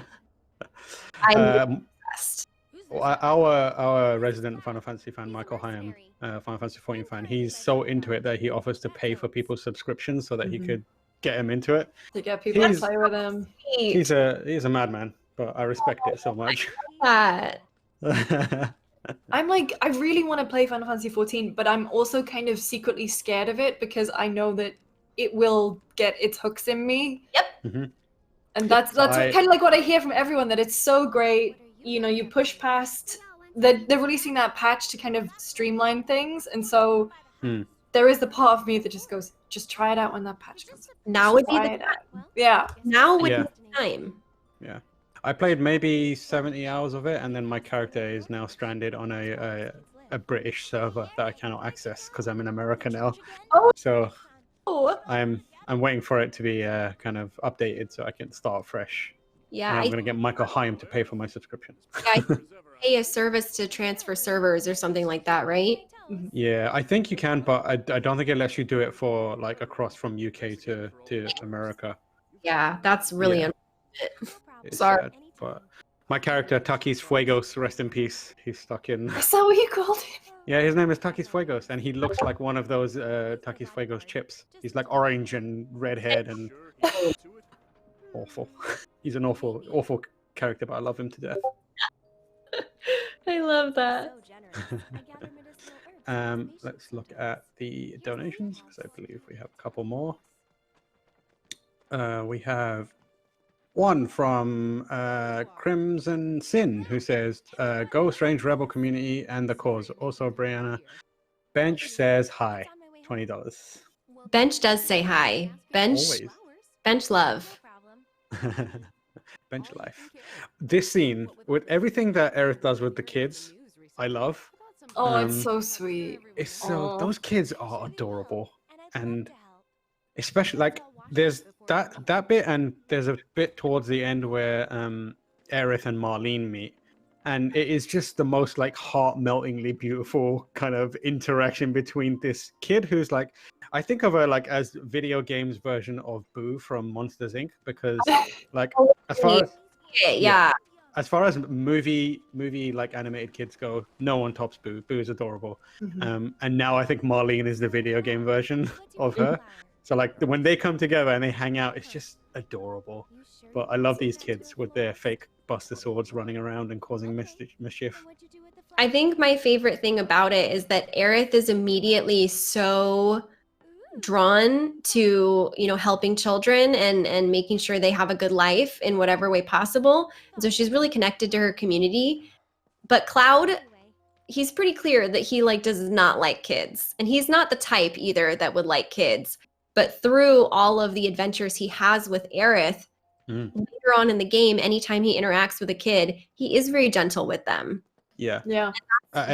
Really sweet transformation he goes through. Yeah, without Aerith, there would 100% not be a discount on Toad King jobs at all. So I think she's the reason why Cloud is a good lad when around kids. Love it. Lucy, are you ready for another? Okay. Final Fantasy summon or not? Have I given you the name of a Final Fantasy summon, or have I given you the name of something that is not a Final Fantasy summon? Let's go with. I just like to stop here and enjoy it sometimes. Yeah. Yeah. It's really nice, this area. This is the part where I was just hammering the like screenshot button on my PlayStation. And I really, really hope they put photo mode in just for my replay. So, because I'm playing Horizon Zero Dawn again at the moment. I got inspired from watching Forbidden West trailer, and I was like, I'm like really about an hour into the game, but it's taking me closer to 3 because I keep stopping and photo moding everything. So that's fair, and you should. Yeah, it's a really beautiful game, and like 7 is as well. There's so many shots that are just framed so nicely. I was like, ooh, I want that as a wallpaper. Or, ooh, I want that for my XYZ. But totally, yeah. All right. Doublade. Doublade. Doublade. Doublade. Is it a Pokemon? Is it a Magic the Gathering card? Or is it a Final Fantasy summon? Or is it something else entirely? That sounds like a Pokemon. It sounds like a Pokemon to me too. Also, you said, is it a Pokemon? I said Pokemon, so I ruined it. Yeah. God damn it. Yeah. Well, I dropped myself in that one. That's me. That's fine. I'll add $1 to the donation. I'm at $5. Okay. I'm gonna do another one straight after, actually, because I found a decent one. Okay. Okay. How is this a Final Fantasy summon? Is it something else? I'm ready. Yeah. Then I'll show you the way. Incarnation. Why'd you have me bring you here? What if the An Turks show up? incarnation? Yeah, it's just called Incarnation. That sounds like a Magic the Gathering card. It is a Magic the Gathering card. Wow, you're good at this. I never played Damn. Magic though. I'm just going by process of elimination. Because Jeez. I mean, it could have been any of them. I was Yeah. thinking Final Fantasy summon. Why not? Yeah, I I th- picked yeah. it because it is kind of vaguely Final Fantasy summonish, Yeah. but Yeah. you saw through it. All right, I'm at $6. When you'll have daylight to spare. That's true. Fantastic. She's got All right, have we got any more questions from the chat? While Lucy finds a question, I'm just gonna reiterate that we are raising money for Black Lives Matter and COVID relief efforts. You can see the 2 links on the screen. You can donate to either. You can donate to both. You can do that using the link bit.ly/GS-BLM for Black Lives Matter or GS-COVID for COVID relief efforts. If you can, please donate generously. If you can't, share the links around. Just get people aware of the cause and try and get them to kind of spread and raise awareness around it. It's incredibly valuable and necessary right now. And shout out to the huge Strange Rebel community who's in the chat, donating, being cool, and just hanging out. Question from chat from Mabs Ali. Hi Bree, what is your favorite film and video game other than FF7 Remake, of course? Favorite film and video game? Mm-hmm. Okay, so my favorite movie is a little bit surprising. My favorite movie is Cloudy with a Chance of Meatballs. Oh, Ooh. It's so funny and sharp and well written. There's a really good joke every 5 seconds in that movie, whether it's a visual joke or it's in the script or what have you. It's just amazing. And I've watched it over 30 times at this point, and I just enjoy it more and more every time.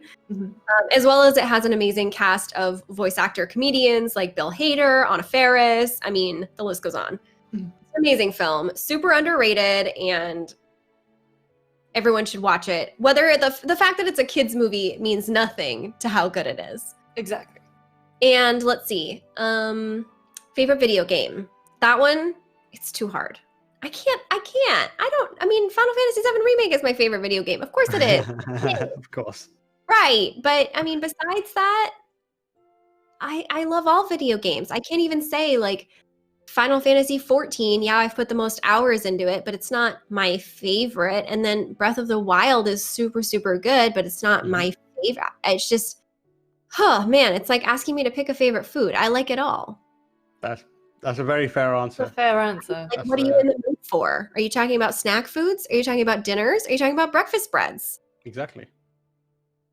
I think that's the most like street cred worthy answer. Like, I know I love all the games. It's like, yep. They're all so different too. Yeah. Yeah. Really one Hardcore. in every flavor. Yes. Tim Ong asked, did you see the Cloudy with a Chance of Meatballs sequel? I did.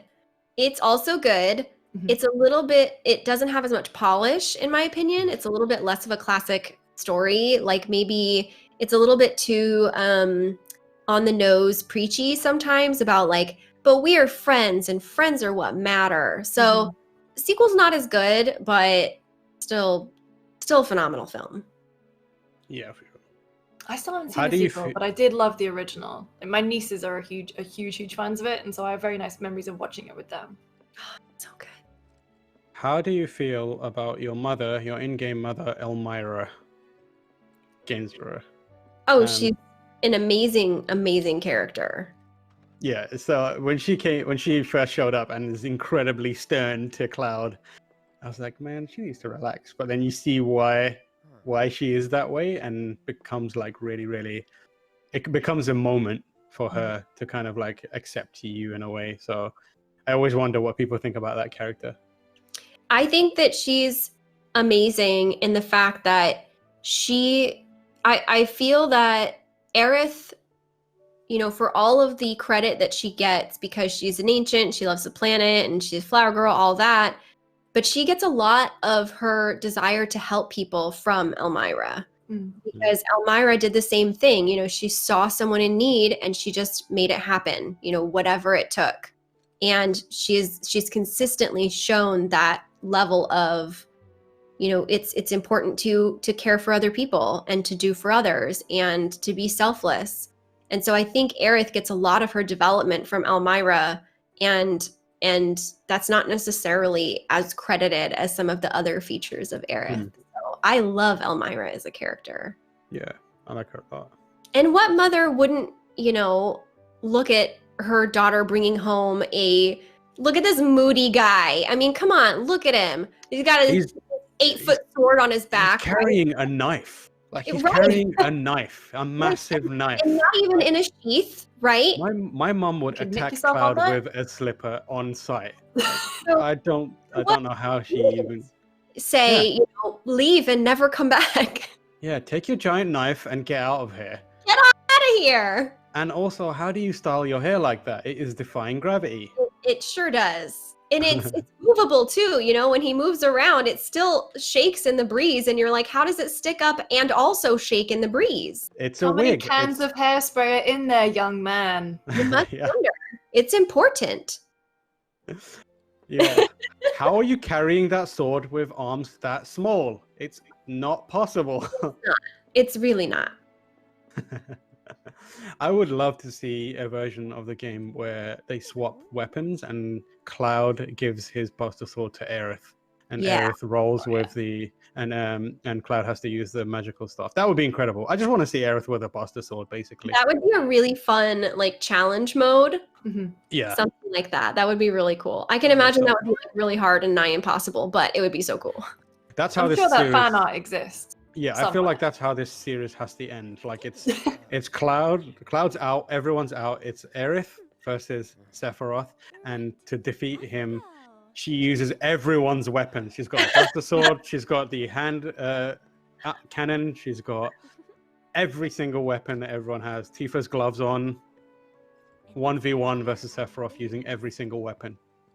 I can see that. I Yeah, really if can. I can just imagine. Square Enix, if you need me to write the scene for you, hit me up. I'll do it for you. Scenario writer, Tomoko said. Yeah. Yeah. Morph.0 says Cloud's hairspray is doing more environmental damage than Shinra. That's what it seems like. Seriously. Definitely. I love this area. Yeah. I think I walked up and down this area so many times. Yeah, it's really And- beautiful. Yeah, and then you see it again at night, and it's just incredible. I'm gonna read a couple of donations. We've got towards Black Lives Matter. We've got Anthony Fagiani, $25. Our very own Max Blumenthal gave $25. Thank you, Max. Max is a huge Final Fantasy VII remake player. He gets into combat in a way that's quite alarming. So he's done combo videos for us and that kind of stuff. So if anyone wants to see higher level Final Fantasy VII combat play, you can find that on our channel. And usually Max is playing. Yeah.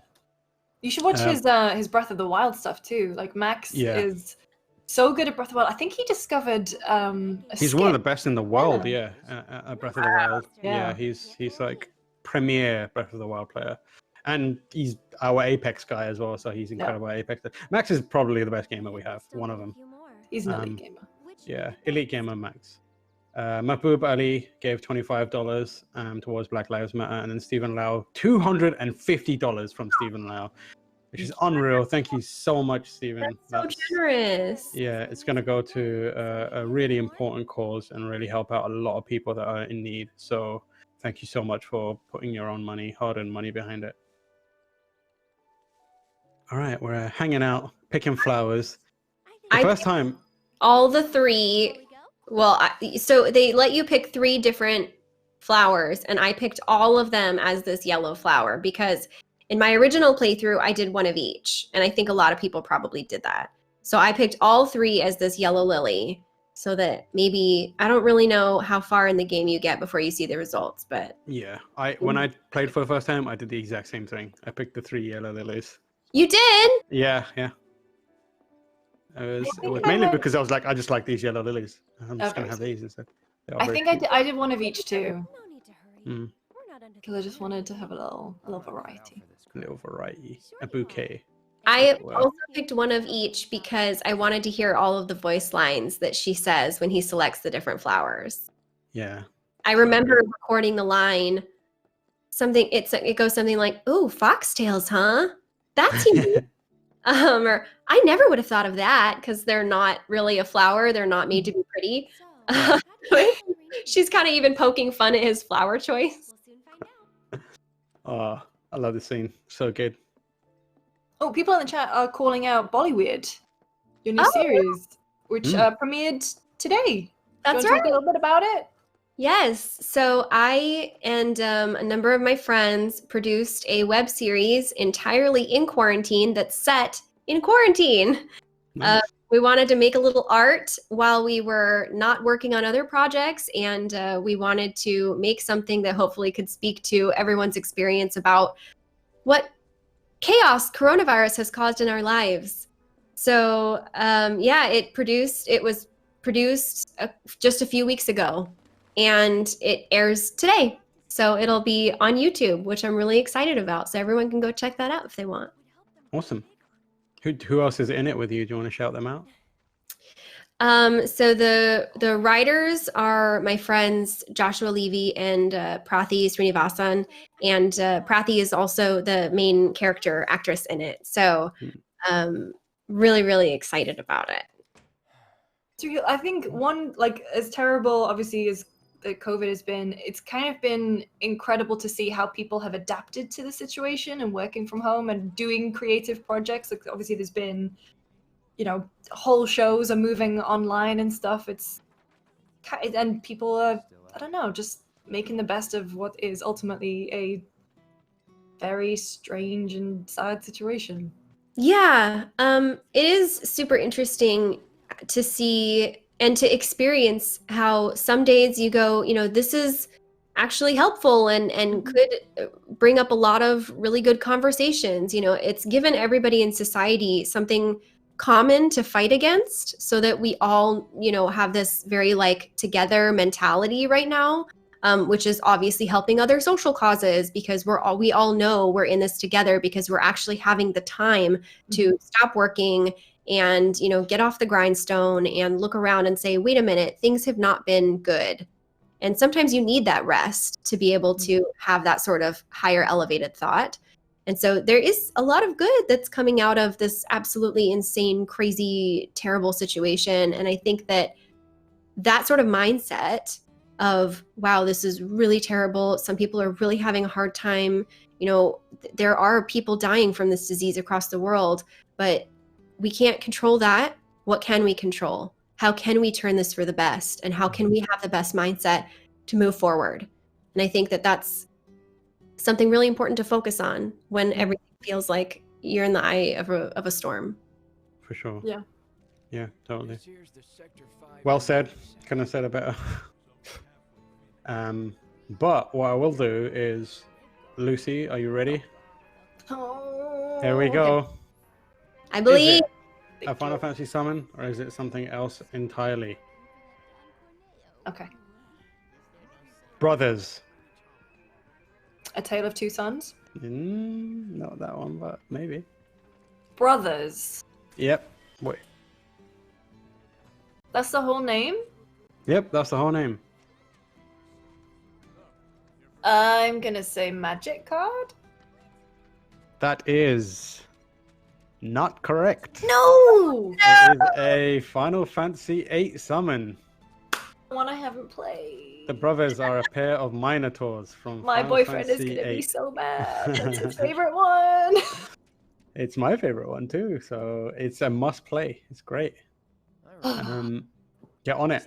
I know, it's on my list. My ever expanding. Too many games. Brianna said it. Too many games. TMG. TMG. Too Look, many I games. thought I was going to be able to finish Persona 5 Royal before The Last of Us. That is not the case. That's a very long game. Yeah, Oh, I wow. am 40 hours into it, and it's roughly 130. So Yeah, you got some more time. yeah. We had another donation just now from the Nick Prasad, who donated earlier, but his latest donation is $300. Wow. And you. Nick says, "Where's Chair's cameo, Brie?" Oh, excuse me. There's Chair. Look. Thank you, Chair, for being a part of the charity Yeah. stream. Yeah. And Thank you, earning Chair, a for lot all of that you money. do. Yeah, support Yeah. that Chair provides is essential. Stream. Yeah. Yeah.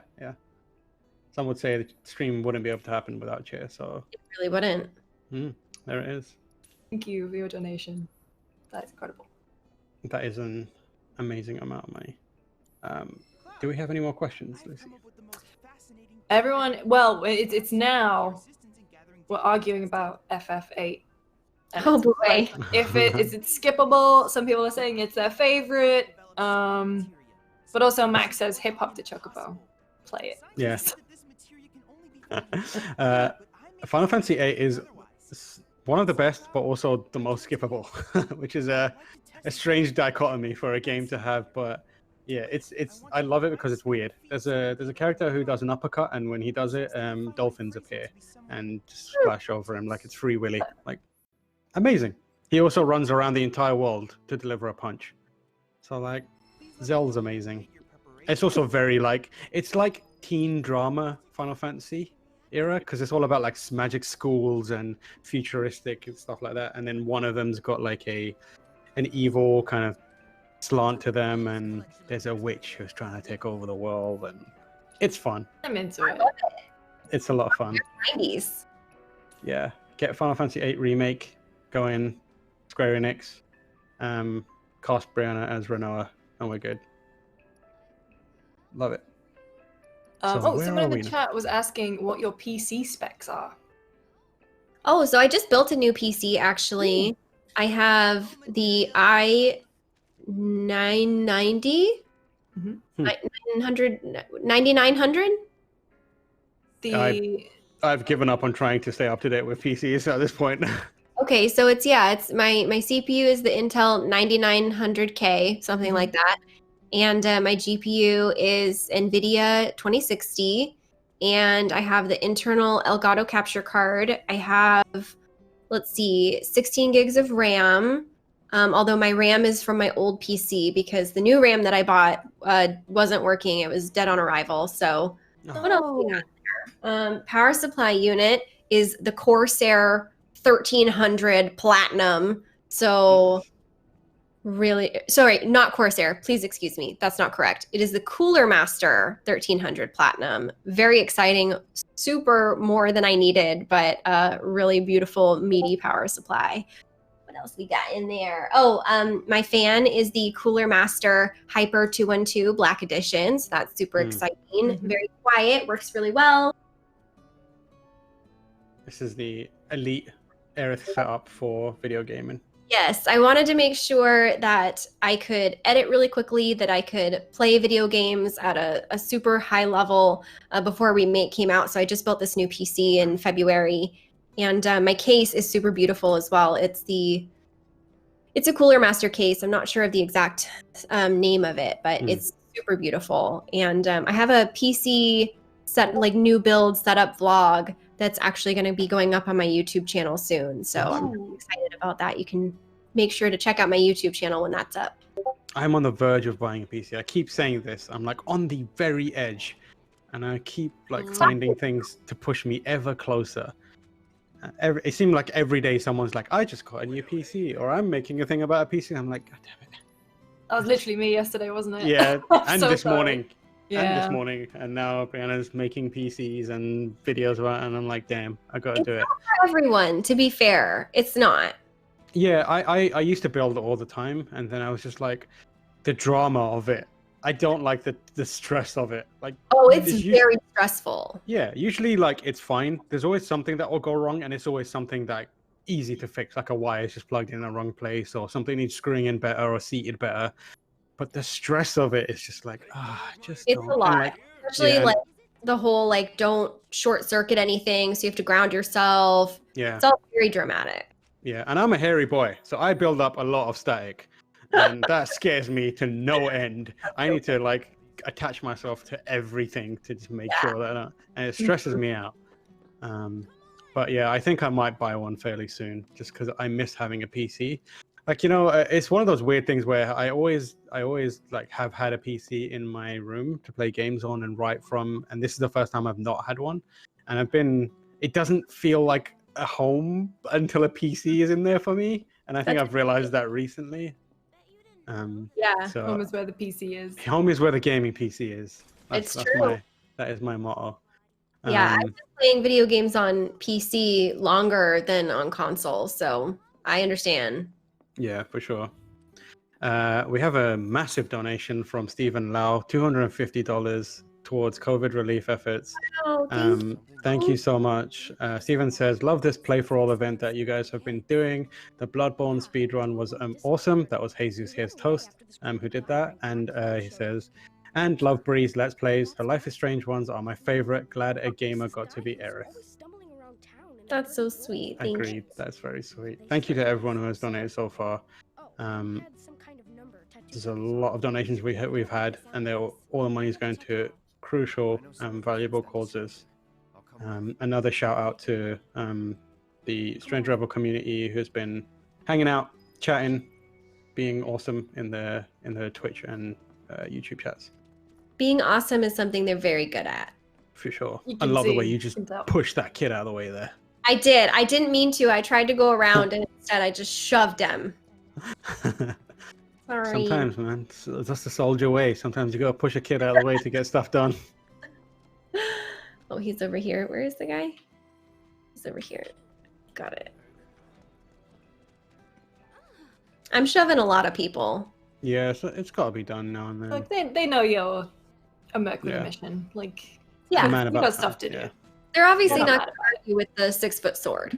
No. Yeah, the giant knife guy is back and he's running towards you. Just let him push you. It's either get pushed or he pulls out the giant knife and you'd rather take the push. I love watching those videos of people remaking Final Fantasy weapons, but in real life. And obviously, there's been a few blacksmiths making the Buster Sword, and it's terrifying. Like this huge burly men, and they can barely lift it because it's just a chunk of metal. And along comes Chicken Arms Cloud. You're back. Aerith's come to help. This whole quest line with the kids I really love, and then the challenge they set you to do the smash the boxes thing. I got weirdly obsessed with that. It was really fun for me. Yeah, I had a really hard time with it at first because I thought it was related to the strength of your abilities. I didn't realize it's actually related to choosing your boxes more carefully, choosing which ones to go after. So once I figured that out, it was much easier. Yeah, there's that strategy of like placing yourself in between two stacks so you can hit both of them. Yeah, so like once you nail that, it's a little easier, but it's still really tricky. It's surprising how where the timer boxes are. Once you figure that out, that's a lot easier because it helps guide your path so that you can be the most time efficient. Yeah, exactly. It's weird how like the hardest parts of this game are like the side stuff that you don't really have to concern yourself with, like the destroying the boxes, and the other thing is like the pull-up challenge, which is like it's unbelievable. Like the bosses in the game were easy, and then the pull-up challenge comes along. I'm like, oh, I don't think I'm gonna make this. I'm gonna quit. To defeat the pull-up challenge. I still haven't done it. Like really? Yeah. I was like, I can't. It was stressing me out, and I started to get into like weird. I started getting like weird tunnel vision. Oh like, yeah. Yeah, because like you're just pressing it at like in a rhythm, and I have like my wrist starts to hurt. It's like basically carpal tunnel, and like the repeated like same motion of doing the thing, it was just starting to hurt my wrist, and I was like, you know what? It's not worth destroying my arm for a pull-up challenge completion. That's fair. It reminds me of when I used to play like Guitar Hero, and the second if you'd play it for a couple hours, you'd look away, and then your vision would start scrolling up, and you're like, wait a minute. That's what supposed to scroll. Yeah, it's the same with like if you play, what was it? The other one that did that for me, like Assassin's Creed was like that, where you start seeing things that you could potentially climb after having scaled the buildings for like 70 hours. There was I'm trying to go for the Persona 5 Royal Platinum because it's quite easy to do. It's just basically play the game. They changed it completely from Persona 5. And there was one trophy that was always in the back of my head, which was you go to the bathhouse on a foggy, rainy day. And I was thinking about that because I'm trying to do like time management to hit everything that I need. And it was foggy and raining here in San Francisco. And I looked outside the window and I genuinely thought to myself, I should get that achievement tonight. That trophy tonight. And I'm like, no. That's not how it works. No. As much as you want it to be. Imagine you could just... Oh, God. I'd live in Persona World. I had the same thing with Animal Crossing. When it was raining in real life, I'd be like, oh, good, I don't have to water my flowers today. Wait a minute. Thing. When video games become too real. When worlds collide. Yes. Yeah. Same for me. I've got this dog who keeps hounding me about money all the time. It's really frustrating. Won't let me build anything without his permission. What a crook. All right, Lucy, it's time. Oh. Okay. You ready? Mm-hmm. Is it a Final Fantasy summon, or have I pulled this strange creature's name from somewhere else entirely? See you around. Dauthul. You spell that, please. D-A-U-T-H-L. Dauthul. Or Dorothy. D-A-U-T-H-I. My bad. Yeah, these. I'm gonna say magic. It is a magic card. Yes! Wow, you are so good at this. Jeez. How have you done that? Well, no, so I felt like if that was Final Fantasy, you would have known how to pronounce it. I'm the problem here. You are. There's too many Magic the Gathering cards, and a lot of them are nonsense. Like, so many of them, to be fair. there's some absolutely tragically named Magic the Gathering cards, by the way, like Badger. What's that all about? Bat. To be fair, though, badgers are quite terrifying. I don't Yeah, know they if you've are ever terrifying. That's seen true. one. Like, well, honey badgers especially. Honey badgers are the scary Oh, yeah. ones. Yeah. Regular badgers are just badgers. True. Although they've got massive like claws. I'm always just wary. That's a good thing to be around wild animals, just in general. Yeah, just be wary of them. Honey badgers are wild. Ostriches. Yeah, Yeah, They ostriches are I do weirdly not trust scary. ostriches. Dinosaurs. Yeah, and they it's They how they've know that they survived can so kick? long. yeah. Not a fan of anything that can kick you like that. There was this one Canadian town somewhere at some point where it got basically taken over for a few days by ostriches, which I remember watching the video of, and it was both the most funniest thing I'd ever seen and also the most terrifying thing I'd ever seen, because it was like, haha, look at all these ostriches, and then it would cut to like someone's camera from inside a car where they cannot leave because there's like 5 ostriches circling their car and like pecking at the windows. Thing I've ever heard. Yeah, it's terrifying. Like, someone should make a game about ostriches, like that the Untitled Goose Game, but with an ostrich. That's the logical sequel. Yeah, that's the sequel, Untitled Ostrich Game. Just a little should help.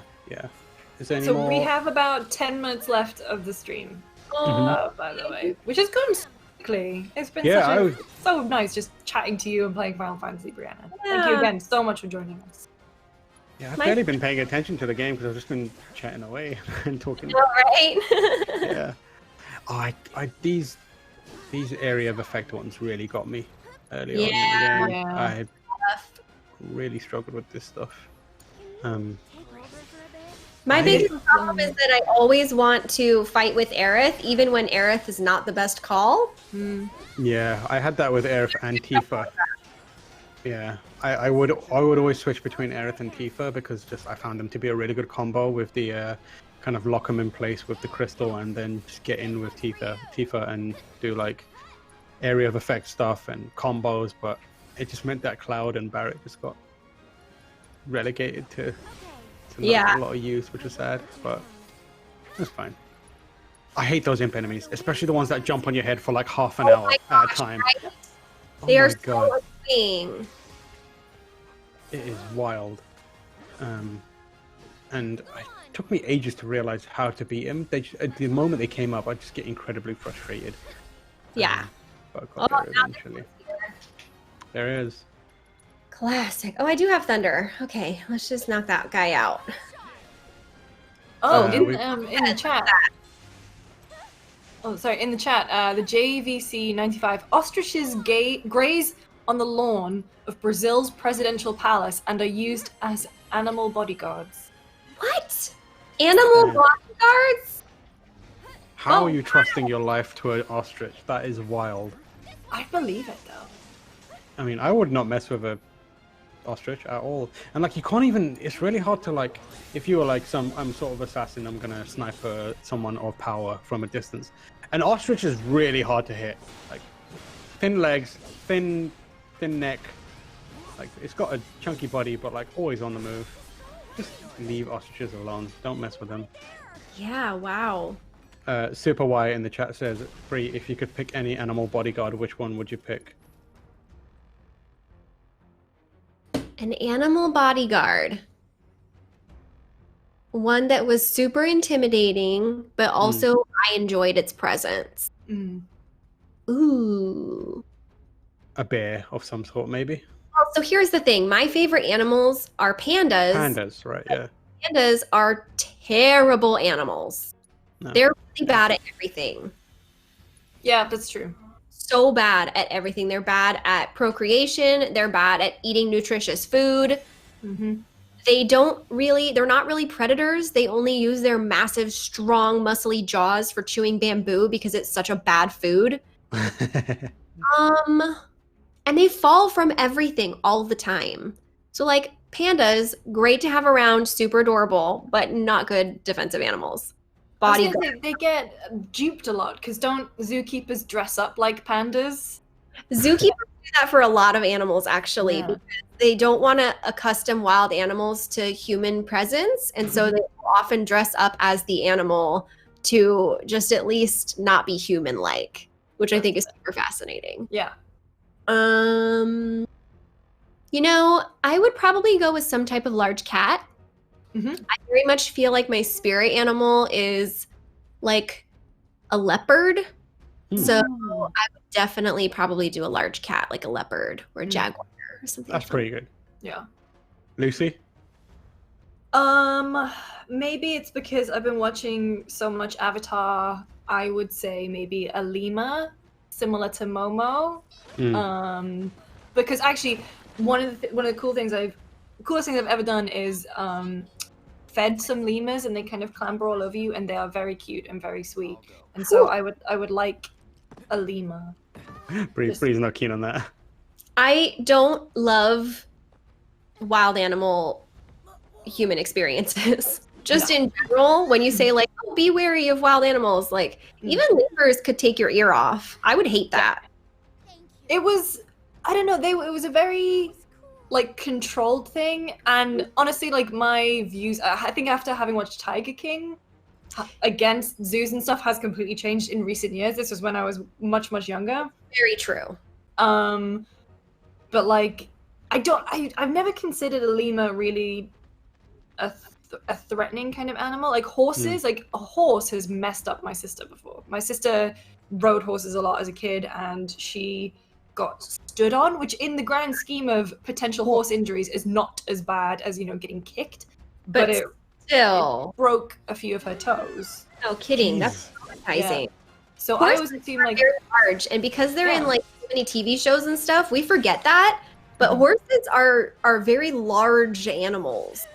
It's a fact that it's like some breeds of dog too, they're all muscle. Yeah. That's what's terrifying. True. So no horse bodyguard for me. No lemur either. But I'd have a little lemur as long as he was a little scamp, and like just a Momo-esque lemur. So my favorite animals are crows.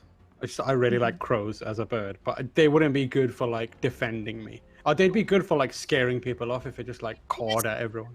You need a large amount, and then it'd be terrifying. If I had a murder of crows, I would just defend myself by saying I'm gonna unleash my murder of crows. It would be that simple. Yeah, it would be that. But if I had to pick like a defensive animal, I'd 100% pick a snake. No one's like snake on sight. People are terrified. They're like, oh my lord. Right. Like if you pick like a king cobra or something like that, like if you want to fight me, you got to get past my snake. Snake doesn't even have to actually attack. It just needs to like slither around, and people are like, I'm good, man. You That's terrifying. If I could combine snake and crow, I'm in business. No one's ever touching me ever. What you really want is a chimera. Yeah, I need a chimera. I need a chimera. That's a great idea. We sadly only have a couple of minutes left. Which is actually pretty good. You just wrapped up that fight very, very neatly. Yeah.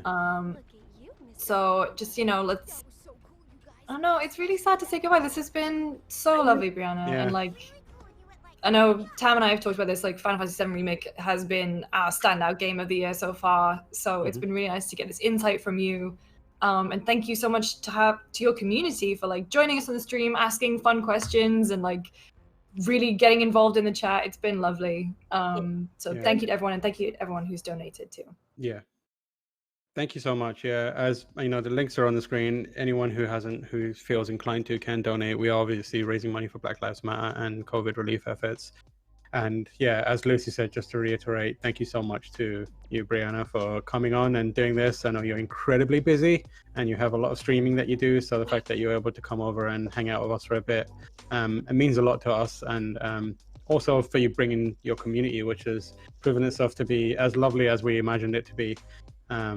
But yeah, thank you to everyone for showing up and hanging out for a bit. We're continuing to do these streams every day, pretty much. So if you're here and you enjoyed what you saw, feel free to come back tomorrow. We'll have more streams. We also cover the major events that are happening over the next few weeks. We're going to be raising money through June into early July. So yeah, if you have some time to kill and want to hang out with some friends, we're here for you. Yeah. Thank Brianna, you so do you have much anything? for having me. This was a wonderfully fun time. Like I said, even though I have just played through this part of the game, it is equally enjoyable playing it again. And I love that you guys have put together this event. I'm sure it was a lot of work. It's been worth it, honestly. Just like to hang out with people like you who we wouldn't get to see otherwise. So thank you again so much for joining us. Everyone else, we'll be back again tomorrow with Jake Baldino from Game Ranks. If you'd like to join us then. Thank you so much for watching and donating. Bye, everyone.